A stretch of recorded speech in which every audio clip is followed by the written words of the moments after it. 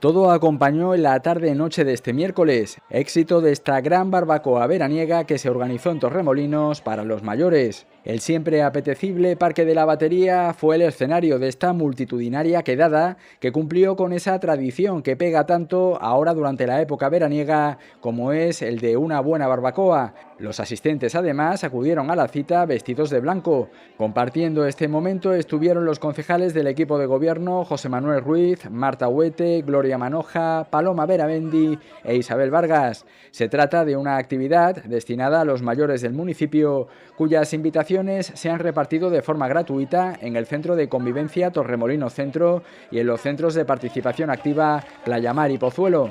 Una cena en pleno atardecer y hasta la noche en el Parque de la Batería, donde además no faltaron actuaciones musicales y por supuesto la oportunidad de un buen baile para pasarlo en grande. Familia, ¿cómo es?